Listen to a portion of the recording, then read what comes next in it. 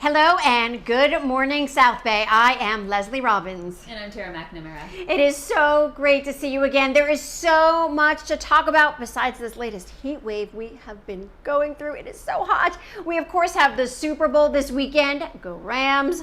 Local South Bay stars are killing it in the Olympics. And Valentine's Day is upon us, so let's get started.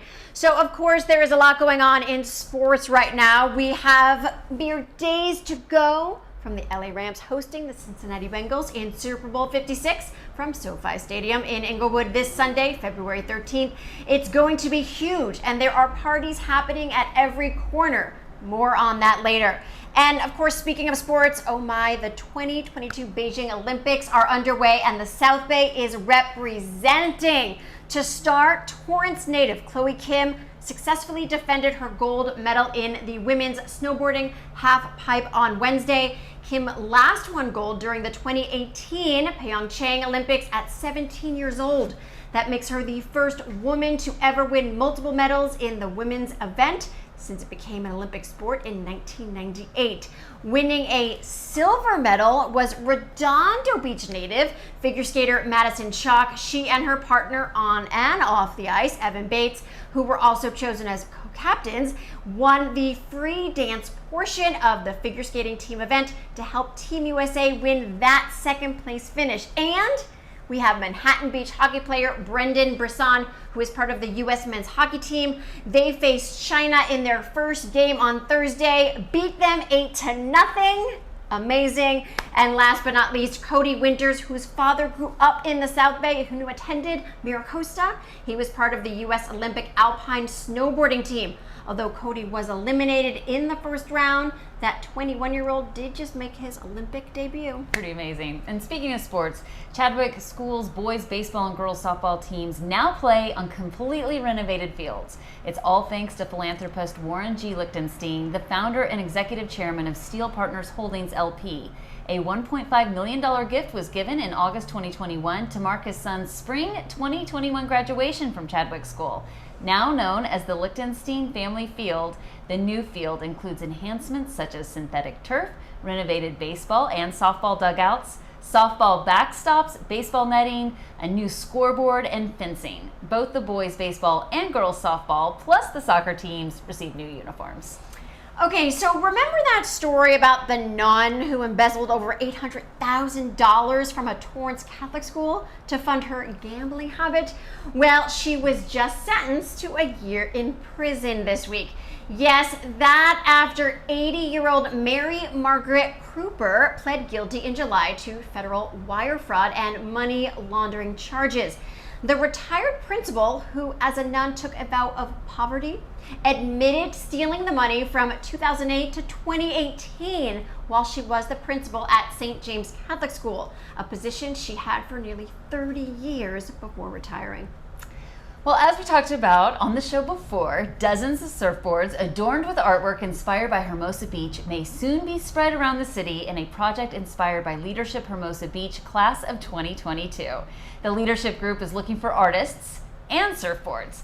The project's leaders hope Boards Across Hermosa promotes not only local artists, but the community as well. The deadline for artists to submit entries is February 25th, and the group, which I am a part of, hopes to feature 50 surfboards as part of the project. Most of the surfboards used in the project will be recycled. People can donate used boards. Those in turn will be donated to the artists for use as their canvas, or artists can use their own boards. The selection announcement will be February 28th.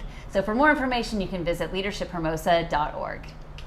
Okay, here's a lesson in wear your mask, people. A Manhattan Beach man is suing two other men, claiming he was run over twice by the driver of a car in a supermarket parking lot following a dispute over mask wearing. His name is William Robinson, and his lawsuit against Alan Boak and Ronald Stevenson alleges an array of things like battery and negligence. So here's apparently what happened. Robinson and Boak were shopping at Vons on Manhattan Beach Boulevard in Manhattan Beach when they encountered each other, but upon seeing Robinson without a mask, Boak seemingly lost it. According to the suit, nothing of interest really happened inside the store, but once outside, it seems Boak hit Robinson not once, but twice with his car. Robinson is seeking unspecified damages. Wear your masks, people. The Los Angeles County Board of Supervisors has called on the FDA to reverse its discriminatory blood donor policy and allow gay and bisexual men to give blood in the midst of a pandemic-driven blood shortage. The pandemic and its resulting blood drive cancellations and staff limitations have contributed to a 10% decline in the number of people donating blood and a 62% drop in blood drives at schools and colleges. And that information is according to the American Red Cross. The current blood donor policy requires gay or bisexual men to abstain from sex for a minimum of 3 months before they can donate blood. But the roots of the discriminatory policy date back to the HIV/AIDS crisis of the 1980s. That was an era when HIV was poorly understood by scientists and doctors. A movement to end this discriminatory blood donor policy is gaining momentum during the nation's blood shortage crisis. Well, a new El Segundo restaurant has introduced an exciting, unique health food concept called Tropicali. The menu at Tapazon, which opened in mid-December, fuses natural ingredients from the Amazon with local flavors and culture. The vision? To bring people together and create exciting new lifestyle experiences. It's located at 450 Main Street in El Segundo. Visit www.tapazon.com for hours and reservations, and even check out their Valentine's Day dinner special for $150 per couple. That sounds fun. Also fun, Hermosa Beach Pier Plaza became a silent disco recently. Yes, over 300 people danced silently together while listening to music on the Vista restaurant patio at the corner of the Hermosa Strand and Pier Plaza Sunday evening. So what is this silent disco? Well, it is the brainchild of Hermosa resident Adam Malavani, who wanted to bring live music to outdoor venues without being too loud. We can appreciate that. Patrons are issued headphones for a small fee, and that corresponds to whichever channel of music they're listening to. Each night, there is a program playlist channel to choose from. So people are listening to music silently together. Hence a silent disco. Exactly. So if you missed the last one, Silent Disco is coming back to Pier Plaza at Baja Sharkies on Sunday, February 20th, and then back to Vista on Sunday, March 6th. Okay, here's a story for all of you coffee lovers out there.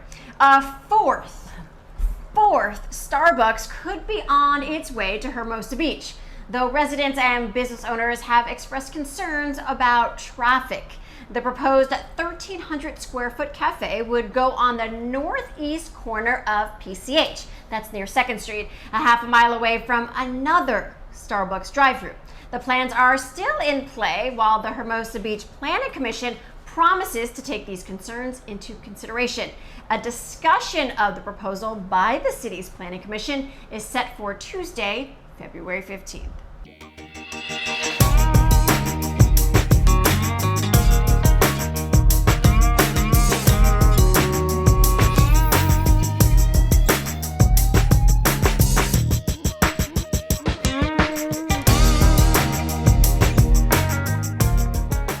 Okay, from coffee to wine, what better adult beverage to share with that special someone on Valentine's Day than a delicious bottle of red or white or rosé, or how about all of the above? Well, our in-studio guest today knows a thing or two about it, representing Riboli Family Wines, a staple on so many shelves in the South Bay, Miss Audrey Lewis. Welcome to our studio. Thanks for having me. It's so good to see you, and it's so good to see these bottles here. Brought all my friends. And what a good time for your friends to be alive. Valentine's Day is coming up. What does wine and Valentine's Day mean to you and this company? Honestly, I think of Valentine's Day, I think of wine, food, and not necessarily like my loved one, but all of my loved ones. And I want to share my food and my wine with them. So I think it all goes together. So tell me about this brand specifically, because so many people in the South Bay flock to the stores and the restaurants and they order this stuff. Exactly. So I have two of my friends, if you will, with me today. I have our San Simeon line and the Madalena line. These are sold everywhere in the South Bay. It's great. They are California wines. They're from just up the road in Paso Robles. It's great. There's a variety of them. Anything, reds, whites, rosés. You want something bold, you want something light. You can find it within both of these lines. Okay, you go into the stores and you see hundreds of options. Yes. How does one navigate those shelves? You know, I always say there's no wrong way to pick a bottle of wine. If you like it, it's good wine. That's kind of my go-to statement. That being said, I would push people towards these. I think, you know, with these wines, you definitely get your bang for your buck. They are that like sweet price of that $20 to $30 range.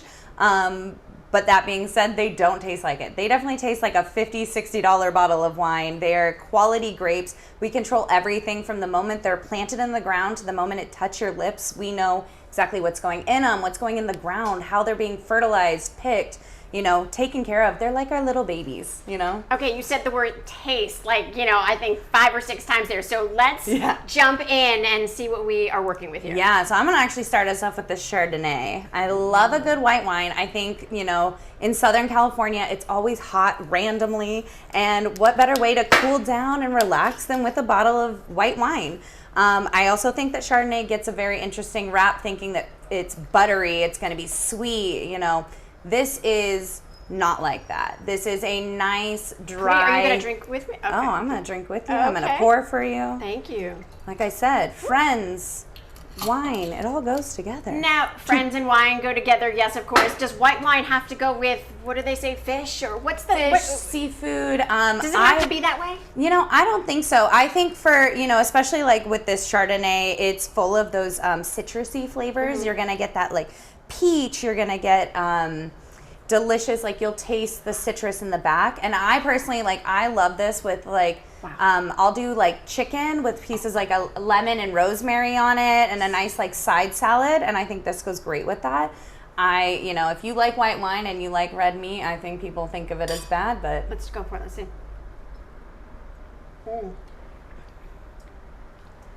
Okay, I can sit not so much on the beach because it's not probably like legal to drink on the beach, but maybe like with a view. Right. I can have the South Bay view drinking this wine. This is lovely. Yeah, we put like notes of guava in there. There's a little orange peel. You'll really get those like citrusy, fruity flavors, the tropicalness of it, but it's still like a dry, solid Chardonnay. It's good for everyone. That's great. That's actually wonderful. And I'm not so much a white wine drinker. Yeah. It's too sweet sometimes. It gives you a headache. That's beautiful. So I'm saying people think Chardonnay, they think buttery, they think oily, they think sweet. Doesn't always have to be that way. You know, there are Chardonnays out there for that dry wine lover. That's amazing. Okay, what else do we have here? So many. The other one I poured for you is the San Simeon Cab. In my personal opinion, this is like the best. I'm a huge Cab drinker. I think this Cab is phenomenal. I already poured it for us. It is... You knew. Yeah. I mean, just feel this bottle. It's like a beautiful, heavy bottle, that glass. That looks like the lighthouse in PV, by the way. Yeah, it's the lighthouse up in San Simeon, California, just north of Paso Robles. These are all, you know, like I said, local wines. They really wanted to focus on that Central California climate and just really emphasize that in these wines. Yeah, this is probably my favorite. You're going to get like the raspberry and the dark berries in there. A little plum. That's perfect. This is the wine you take to dinner when you're trying to impress someone. Valentine's Day, men, you're trying to impress your ladies. This is the bottle you take. Ladies, you're trying to impress anybody, this is the bottle you take. Or if you want to impress yourself, this actually... Yeah, I drink this probably once a week. I'm not going to lie. This is amazing. And we're talking about like the clients and the people that actually drink this. The South Bay is like this hotbed of wine drinkers. Yeah. You know it, I know it. They drink this, Yeah. right? And where could people find this in the South Bay? Honestly, you can find it everywhere here. It's in Vaughn's, Pavilions. It's at the John's Market.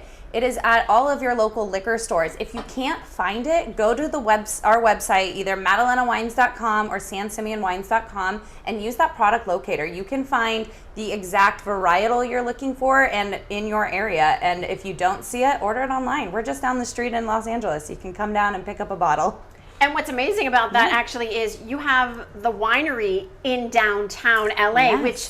Since I've been in LA, which seems like forever, I've wanted to go there. It's been on my radar. Been down there since 1917. Same location, you know, brick and mortar. They have just basically continued to expand. It started as a tiny little garage in the early 1900s, and here we are today, 105 years later, with 15 brands under us, a full restaurant, a working winery in downtown.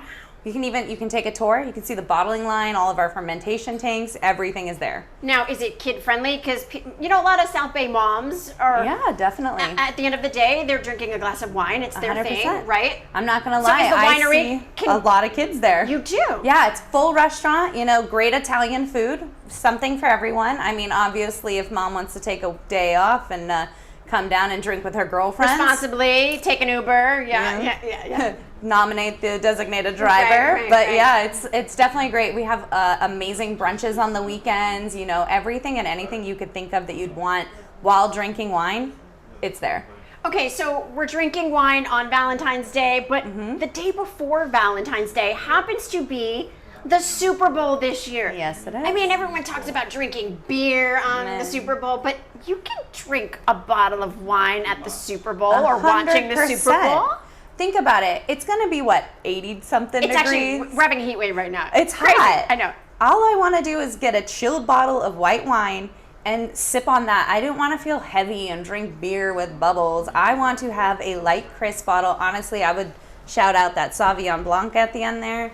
That is like the sweet spot. It's going to be dry. It's going to be full of all of that bold flavors, but not too much because it is a white wine. So you're going to get that citrus that comes through, and it is amazing. Nice and chilled. You can sip on that all day. Okay, all day. let's talk about sipping wine. What's Yes. the best way to drink your wine? Say you don't have your filet mignon in front of you and you don't have your shrimp scampi in front of you. Can you just have a bag of chips and a glass of wine, or what's the best way to enjoy your wines? 100%. Because like I said, parents in the South Bay are drinking their wine at the end of the day. Oh, I've done an entire class with this San Simeon wine, teaching people how to pair just a simple crackers and different types of cheeses with different wines. Tell me. You can, I kid you not, you take a piece of cheddar cheese and a simple Ritz cracker, pair it with any of these wines, it'll change the flavor of each wine as you eat it. There's no wrong way to drink wine and pair it with food. Every single thing you eat will just kind of enhance a different part of the wine. Yeah. I mean, I wouldn't suggest Sour Patch Kids. Yeah. No. But I mean, you might. Who's to say? If that's what you like, it's not wrong. But I like what you're saying. Take a slice of the cheddar cheese you have that you make your kid Yeah. sandwich, put it on some Ritz, and you're Yeah, good. I kid you not. A piece of cheddar cheese and a nice Ritz cracker, and you drink a glass of white wine, it will bring out more of that sweet buttery taste. You switch it out to a piece of pepper jack cheese, and you're going to get really intense citrus flavors. There is no wrong way. It's just going to highlight something different. I think the key is just don't drink on an empty stomach. Just fill your belly with something, But probably not. probably not. But speaking of food, you guys are in restaurants in the South Bay too. All over. There is, this is the beauty of these kind of products, is that they are so versatile that they're everywhere. I think we're in some sushi restaurants around here, some steak houses. I know we're in the Lucille's in this area. Anything and everything. Barbecue? Exactly. Barbecue and red wine, easy. Easy decision. I like that phrase, easy decision. I think drinking any of these wines is an easy decision. Yeah. And Valentine's Day or the Super Bowl, Or the Super Bowl, you can drink wine. or just a Wednesday. Cheers to a Wednesday. Yeah. Love it. And let me just say, you and your friends, my friends now, can come back to the studio anytime. Love it. Yes. And you guys can always come down. We're just down the road. I think it took me 20, 30 minutes to get here. Come on down. Bring all your friends. Valentine's Day. We have a whole special Valentine's Day menu specifically around these wines. Perfect for anyone. I called an Uber already. It's here. It's There waiting you for us. go. Let's go. Ready to go. Okay. And we will be right back.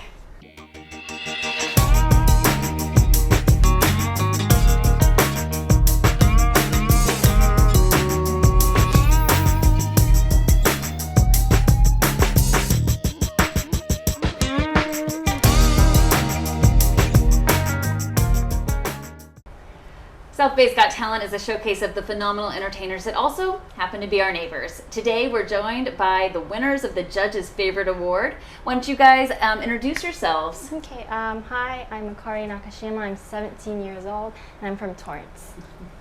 Hi, I'm Rina Kawabata, and I'm also from Torrance. Hi, I'm Ikumi Makino. I'm dancing instructor from Torrance. Yes. So I think you guys have a really phenomenal story to tell because you won in both the group and solo competition, but you are a part of AIV's Black team as well, part of the ensemble. So Ikema, why don't you tell me a little bit about AIV's Black and what kind of dance you do and how all this started? We do every Saturday, and the youngest 12, and the oldest I'm the seven- oldest. Yeah, 17. And we have actually 9 members, but Yes, she came to represent the group. yeah. Okay, and thank you for coming. And then we do like hip hop jazz, and I choreograph every weekend, and then I teach them. And so how did you find out about South Bay's Got Talent, and how did you decide, this is something that you wanted the group to do? Oh, one of my students told me that we have a Got Talent audition, and then I decided, we have to do it, and then joined there. And then, so for you, tell me a little bit about your background. I mean, and what do you, because you choreographed your own piece, right?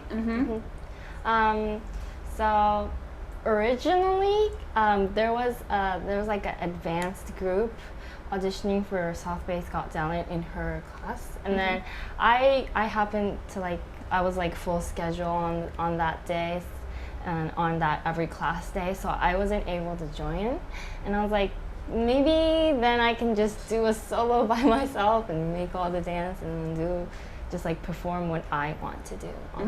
So it really was a personal performance for you. Yeah, it was. What was your inspiration? So first, I was just about to go with the complete opposite type of music than what I actually performed on stage, and then I was struggling to find the choreograph and the music. It just didn't come to me.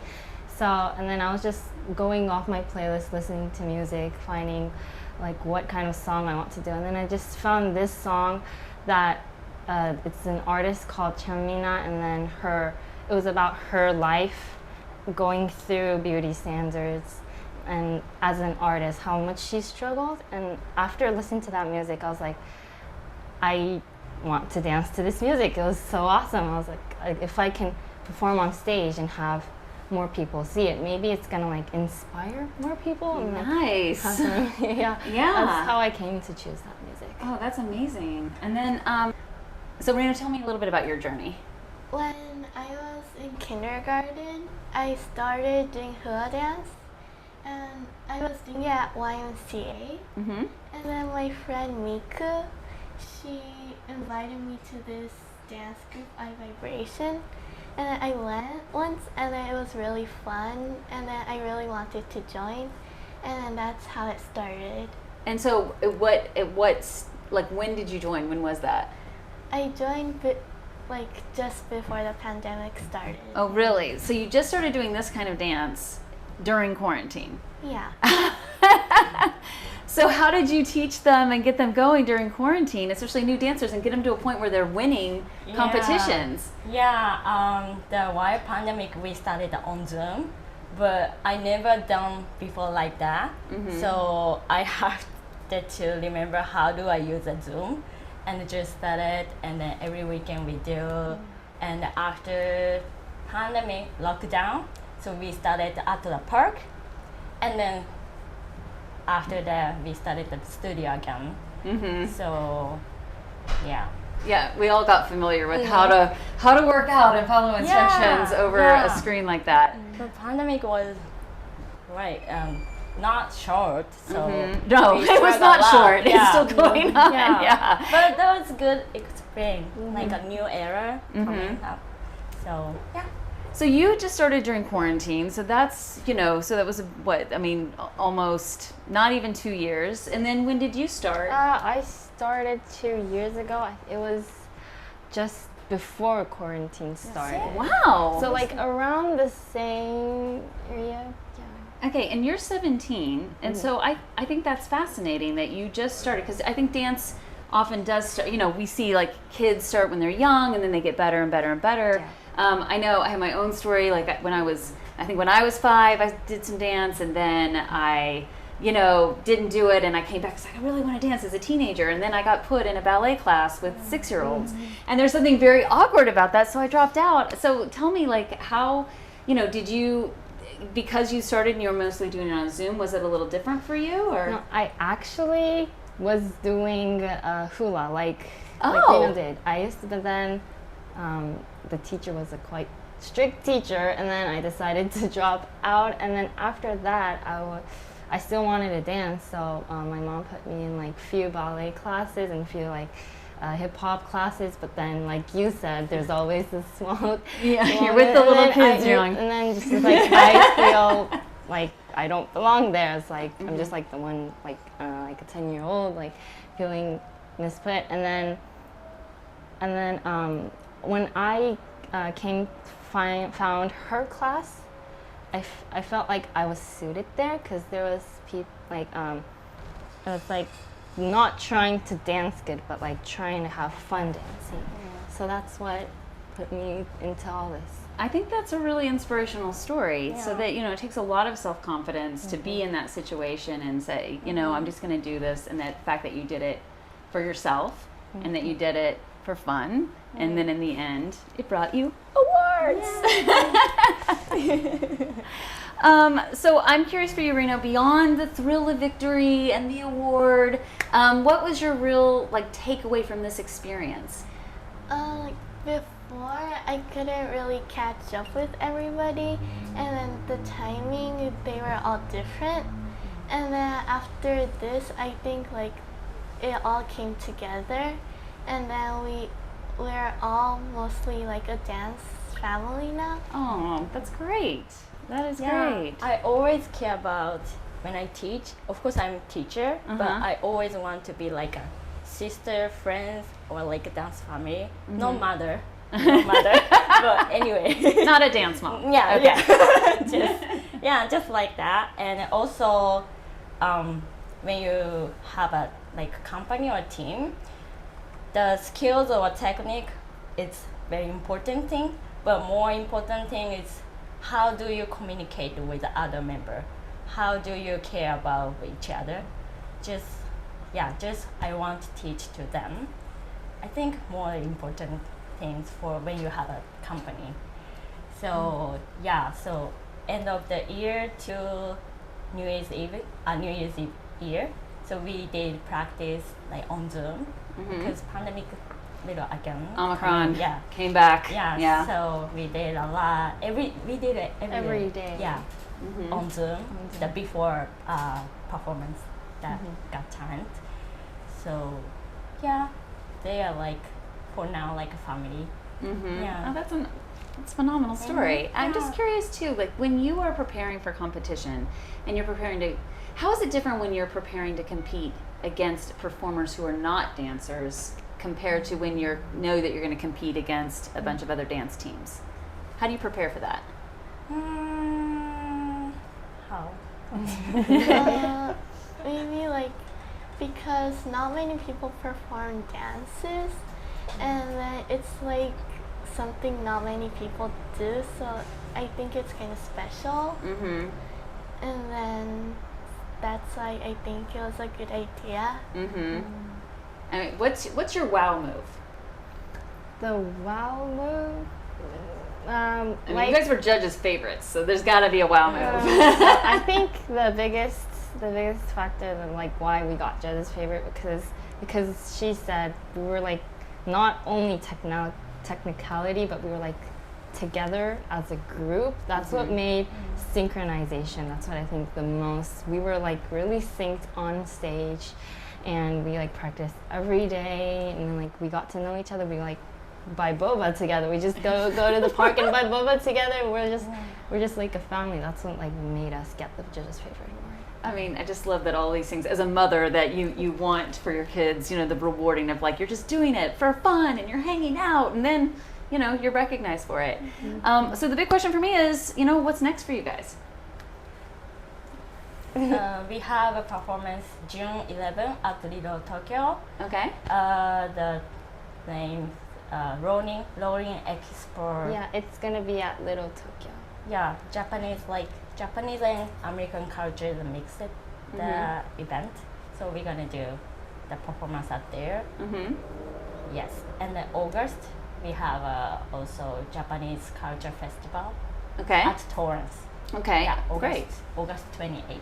August 20th? Okay, great. And then I think finally, there's something magical that you're doing over there at AIV's Black. So where can people find out more about the dance company and if they want to join? You can research YouTube or Instagram or website. We have it. Okay. Yeah, and or what? Yeah, something. Mainly social media we Yeah. post regularly, Right. and she takes care of it. So if you search up the class name is AI Vibration, and our team name is AI Black. For South Bay's Got Talent, that's what the team renamed just for South Bay's Got Talent. But the class name is AI Vibration. So if you can search that up on Instagram, I think it's gonna pop up. All right, super. Well, thanks you guys so much for coming into South Bay TV. Thank you so much. Thank you so much.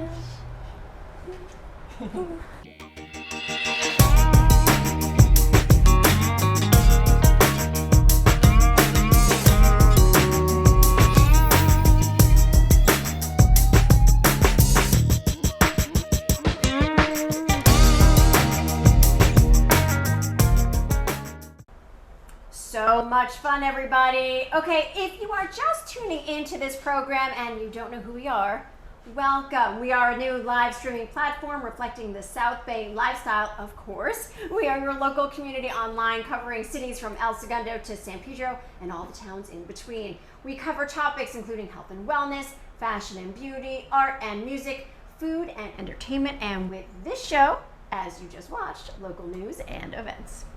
Follow us on Instagram and Facebook. You can subscribe to our YouTube channel and our online newsletter to be notified of any news stories and when we go live. In the meantime, come back every Friday at 11 a.m. to stay up to date on all the latest happenings in the South Bay. Well, speaking of, here's what you and your family can look forward to this weekend in the South Bay. This Saturday, it is the LA Super Bowl Extravaganza 2022. Come celebrate and enjoy the Super Bowl's pre-party celebration in a private, intimate setting with your favorite NFL players and celebrities. It's happening at the Manhattan Beach Studios from 3 to 10 p.m.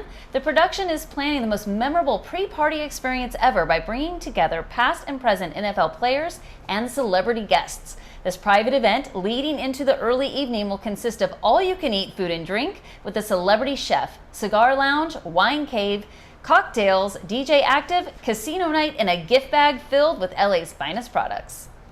Also on February 12th, leading into Valentine's Day, people, it's the Valentine's Day pop-up market that's going on in Manhattan Village, 11 a.m. to 4 p.m. There will be pop-up vendors, live music from Adam Lasher, themed workshops, and then raffle prizes will be given out, photo ops, and much more. Oh, and get this for the kids. There's a character meet and greet with Mickey and Minnie. That's going on from 2 p.m. to 3 p.m. The line opens at 1:30. RSVP to be entered to win fabulous prizes.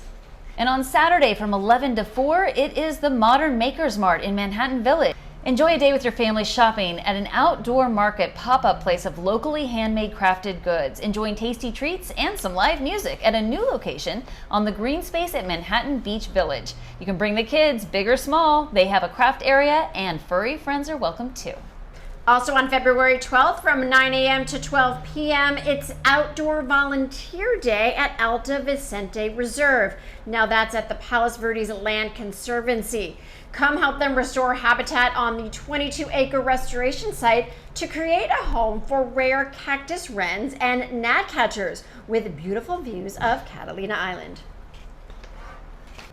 And then on Sunday and Monday, the 13th and 14th, they're sailing tour Los Angeles. Take an unusual tour of the Pacific Ocean and discover the amazing beauty of the Los Angeles coastline from the comfortable Catalina yacht. You can enjoy the skyline rising and setting, starry skies, photo shoots, music, dolphin and whale watching, pier views, Malibu, open ocean fishing, pier park barbecues, diving, and refreshing swims. You can host a festive dinner or party with family and friends for up to 6 people. And guess what? The skipper will follow all of your instructions. Customers can plan the route and destination as well as get behind the wheel and hoist the sail. The location, 835 Hopkins Way in Redondo Beach. Coming up all weekend, the 11th, 12th, and 13th, it's theater time. Holmes and Watson is at the Torrance Theater Company. Now, the times: Friday is 8 p.m., Saturday is 2 p.m., and Sunday also at 2 p.m. The location, Torrance Theater Company. Summoned to a remote asylum, Dr. Watson investigates 3 inmates who all claim to be the late Sherlock Holmes. Go get your tickets, people. Then we have Cubanescence, a Grateful Dead music experience on February 19th, 2 p.m. to 5 p.m. That is at the Lighthouse Cafe. Now that is the best Grateful Dead tribute band in California. And if you have a local story or event that you would like to tell us about, please do so on our website. Follow the link on the homepage to where you can submit your story, because it's all about community and engagement, and that can't happen without you. So take care of you, your town, and each other. Thanks for watching.